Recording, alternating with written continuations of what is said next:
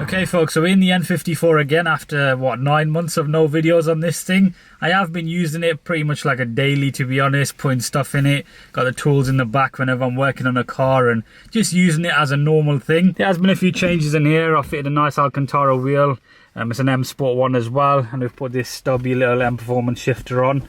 But yeah, it definitely needs a clean in here. But yeah, I thought I'd do a little update as a lot of you guys have been asking for more N54 content, and I've been looking forward to doing some bits to it as well. We've got a whole bunch of goodies from the guys at VRSF there on the table, which I'll get to in a second. Now, a few months ago, I did also get an operated clutch fitted to this. Now, it was slipping when we tuned it. It's got the MHD Stage 2 Plus file on there. We've got all the various bolt-ons. But the clutch obviously had some prior wear, so it started slipping at the higher RPMs. So I went for a 550i clutch. It's a typical OEM Plus upgrade, along with a single mass flywheel. I think it's a TTV racing one. I got it fitted by Hash at Evolve a few months ago, so big shout out to him. It does have a bit of single mass flywheel chatter. We'll turn it on now. I think it's keyless anyway. But it's actually a lot better than it was before, because I actually went to MHD and increased the idle RPM to about 950. But yeah, let's hop out and show you this thing. It's been ages. As ever, great looking thing for the money. N54 engine, nice and clean. I outfitted these VRSF intakes, but yeah, we're going to be addressing this area today. You might remember we did the rocker cover gasket, we did the spark plugs, coil packs, this cooler reservoir tank's new, this line's new, and yeah, we fitted the aero lip to it. I did take the M3 style side skirts off because I thought I'd go back to the smooth look, and I prefer the fitting on this. And I did remove the carbon spoiler to give it more of a stout look. E60 is here as well. We will have some videos coming up on that. And the RS3. I just want to put a mic on now because it's getting quite windy, and I'll show you what I got on the table. Okay, so there we go. Hopefully that sounds a bit better. But everything you see here on the table is from the guys at VRSF, so big shout out to them. And all of the links to these products will be down below in the description. We'll start over here. Something quite simple but pretty essential once you're going for bigger power. So this is an oil catch can, pretty straightforward concept. It's just like any other catch can. But the N54 engine does suffer with excessive blow-by, and that contributes to the inlets getting carboned up. You do actually need to get these things walnut blasted at some point. I haven't had it done yet, so that might be something I'd consider. But that there will definitely be something that you'd want to do in addition to getting that done. Over here we've got the VRSF charge pipe. Now this thing, believe it or not, is still on the original one. A lot of people are saying that it'd probably crack straight away even on stock power after so many miles, especially once at Stage 2 Plus. This thing, I've been driving it around for the best part of, what, 7 months, just how I want to, and the charge pipe's still intact. We still got the stock recirculation valve set up. Everything's all just as it was as it left the factory. Now, replacing those recirc valves, I've gone for this. It's a genuine HKS blow-off valve, so yeah, it should give us some pretty fancy turbo noises. Depends on the sort of setup you want. If you want a stealth vibe, you obviously wouldn't go for that, but I don't mind a bit of extra character from the car. Pretty fancy product. I mean, check that out. HKS, made in Japan, if the camera ever focuses. Probably a bit strange to some of you folks. I'm putting it on a German car, especially a grey 335i, but there's a ton of people running these in the US. It'll sit like this in the charge pipe, I assume. I'll figure out in a second. And then we'll block off the original recirc valves with these bungs, I believe. Now we're going to be working in this general area for the most part today. The PCV system, which is where the oil catch can is going to plug into, is located at the back. So of course in a weird place as it would be on an N54. So yeah, we'll take the scuttle off. It is all nicely bolted in, unlike the 130i's one.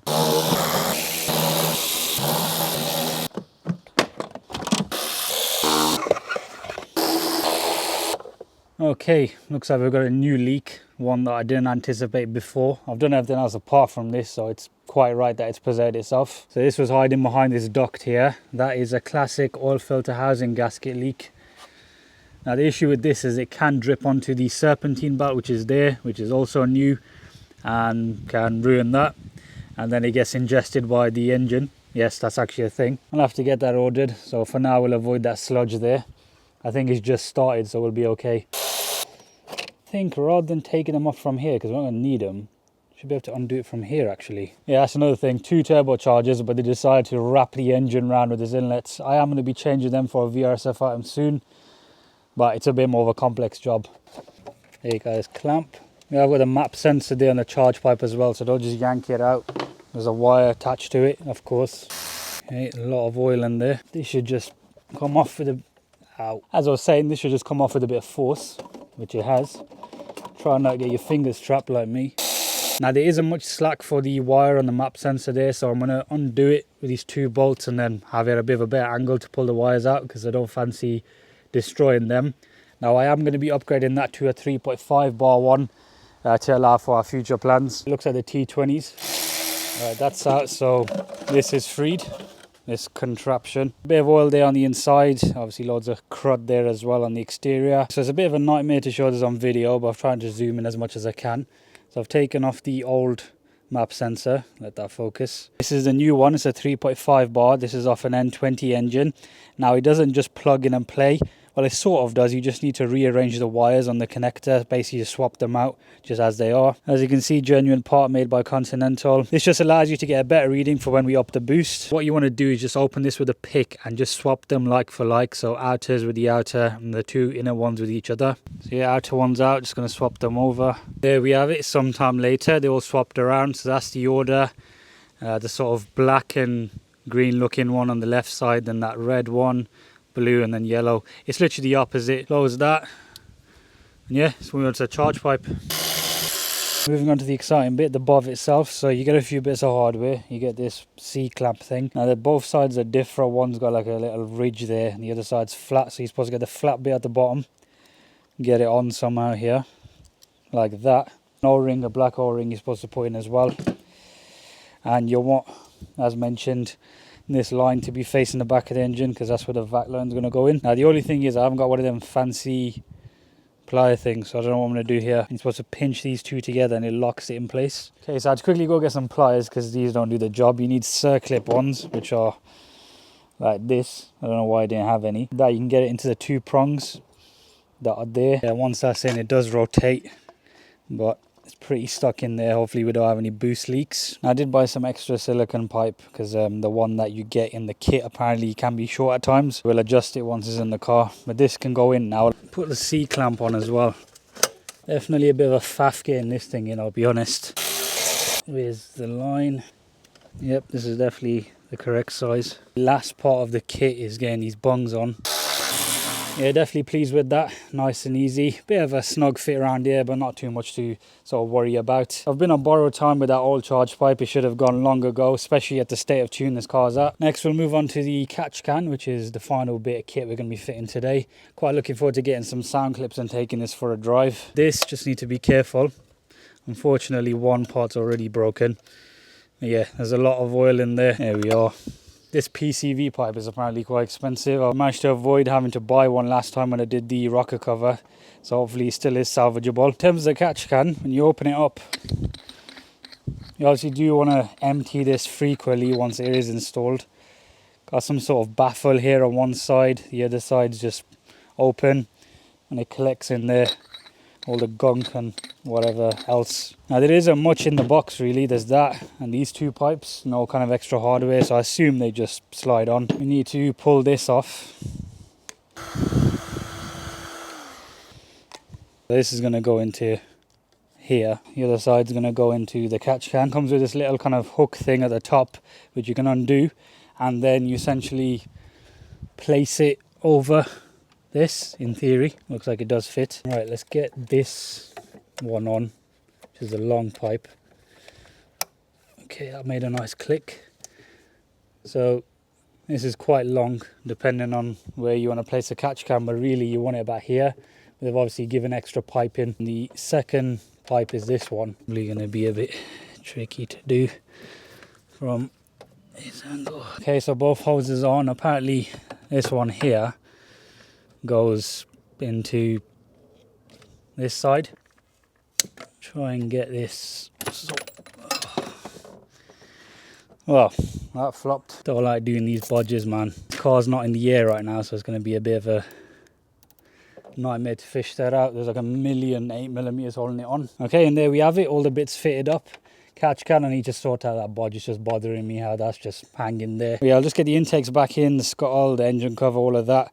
And then the next shot will be basically turning it back on and seeing what it sounds like. So it's the next morning, I've got everything all back together. Now I didn't have to do a flash on the ECU for the 3.5 bar map sensor through MHD. It was actually a long write rather than a quick flash. So yeah, we ran out of daylight, but either way, we're gonna crack on today and get some driving impressions. Now unfortunately we have got an engine light now, the reduced power mode. I haven't got anything in the cluster, but for some reason this just comes and goes and I can't figure out what it is. Now it's saying boost pressure sensor overrun. The other two have been there prior to this. Logically it means it's to do with that sensor that I've fitted, but I've done it exactly how you should, so I'm not too sure. I'll just clear it for now, but if any of you folks are familiar with this particular situation, let me know in the comments down below. There we have it, all back together.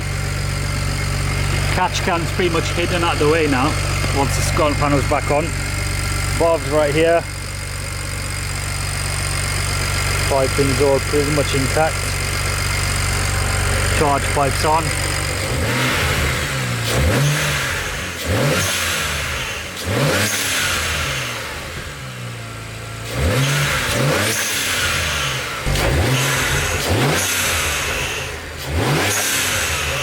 Right folks, I thought we'd do a bit of a point of view drive today. I haven't done one of these in a while. Now I know the bob isn't going to be to everyone's taste, but I do find it adds a lot of character. I'll give it a little pull here.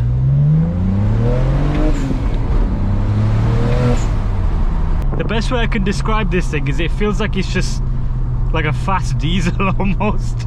The way it just has torque throughout the low RPM doesn't really reward revving at high. Now the engine light I've noticed only comes on whenever you start the car. Once you clear it, it'll never come back on once you're driving. When you're out here, your stuff doesn't tend to be as loud. When you're out in town though, this thing just echoes like crazy. It's got no cats in it. The exhaust is pretty much like a straight pipe up until the back box. Yeah, it still feels very well built.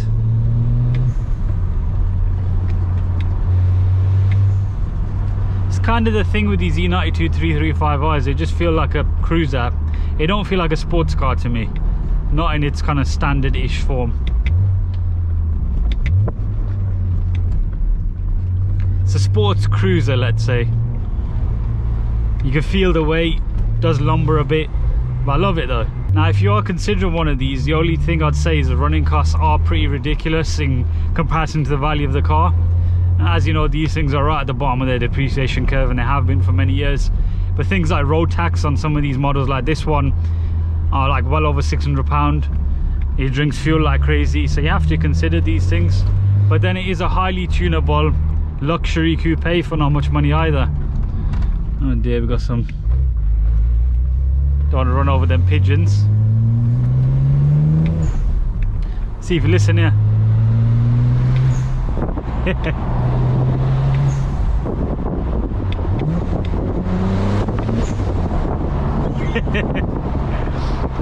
Might be a bit of a ricing noise to some people, but it's just made the car a lot more live.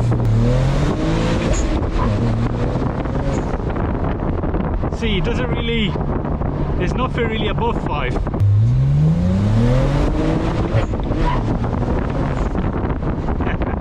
It's almost as if you're just seeing the RPM go up after 5 and not much happening. But yeah, in terms of plans, I thought we'll discuss it whilst we're driving rather than me just talking at home. These pigeons are very brave, aren't they? So yeah, I have had a bunch of parts for this lying around in my shed for quite a while now.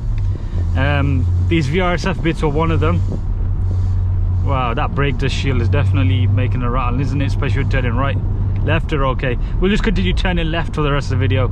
But yeah, as I was saying, I had a bunch of parts for this, and I think it's time we start fitting some of them. So yeah, I'm thinking eBay hybrid turbos, I'll be honest. Some folks are saying single turbo, but on a right-hand drive car, the manifolds are not as common as you'd think. They're quite expensive as well. And then I heard they eat O2 sensors, which are also not cheap. So then it'll end up easily being 5 figures just on a turbo kit. Then you've got the rest of the car to deal with. It's got open diff, a lot. I'm thinking we keep it budget friendly. Hybrid turbos, I've got the rest of the bolt-ons. We'll operate the fuel pump, I think. I'll put the operated sensor in there now. That was the reason for it, so we could read more boost. And just see what the car can do.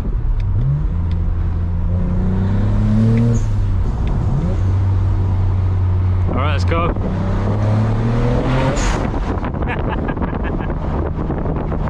Good old bridge. 550i clutch is nice, it handles the power. And it should handle the power at stage 3, I've been told. Provided we keep the torque sort of reined in line. I'm not going to bother with fancy fuels, I think we'll be okay. I just want a nice quick car on 99 run fuel.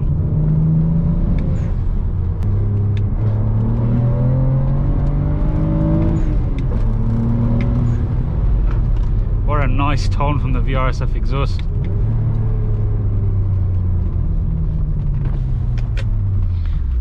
Something smoking over there.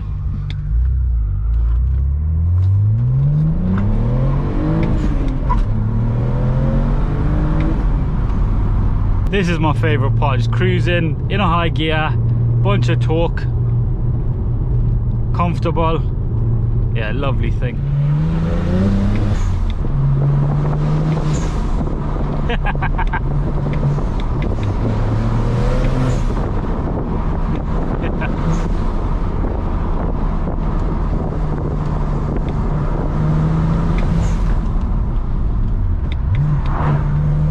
Help if people stay in their lane. See what I mean about when you're in a more enclosed environment?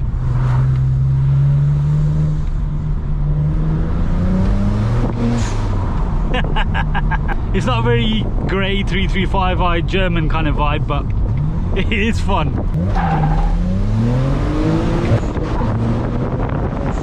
Let's close everything back up, and it's a good little blast. When I get home in one piece, you never know with an N54. Oh dear, something's broken. Alright, we're broken down on the motorway.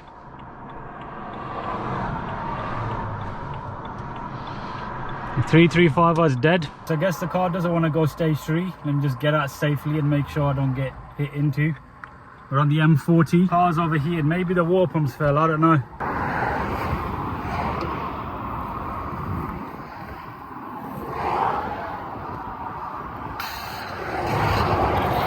Yeah. That's that.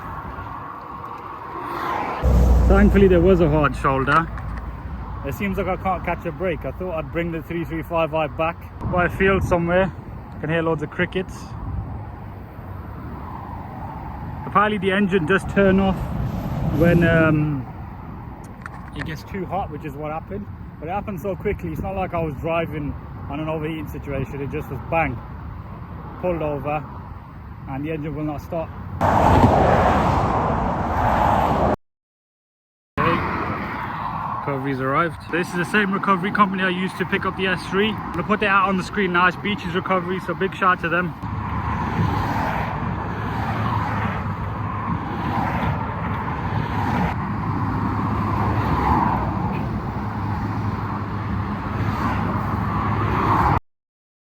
Alright folks, I know this looks like I haven't actually gone anywhere and this drive was just filmed afterwards, but I'm now back at home. Now the very odd thing with this is, well, it's not odd because obviously the car cooled down, so it allowed you to turn back on. There was no coolant leaking on the floor, so I've no idea what's going on. Seems I don't have very good luck with BMWs, but the clutch is also smelling quite badly, which is odd because it's been off as well. Everything's just odd. Now the battery doesn't seem to have much power left either, even though it is a new battery from when we fixed it last year. I haven't done much mileage, and after the drive it still needs a jump start, so maybe there's an electrical issue here that I need to look into. That's going to keep bonging, isn't it? Let's close the door. So we've got the same first three, but then we've got power management vehicle electric system, power management battery, okay, whatever, electric coolant pump, power reduced operation, shadow inactive cause fuel pump plausibility. As expected, it's something to do with the water pump. I know it is content, but it is getting a bit tiring of just everything just breaking constantly. It'd be nice to enjoy a drive for once. That was the plan for today, just to give you guys a nice little blast in this thing after ages. But such is N54 life apparently. Thankfully these do turn off before causing further damage, so I think all the head gasket, all that will be okay.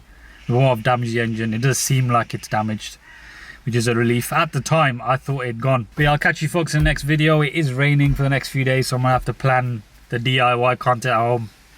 But yeah, follow my Instagram for updates and all of that. And yeah, N54 life.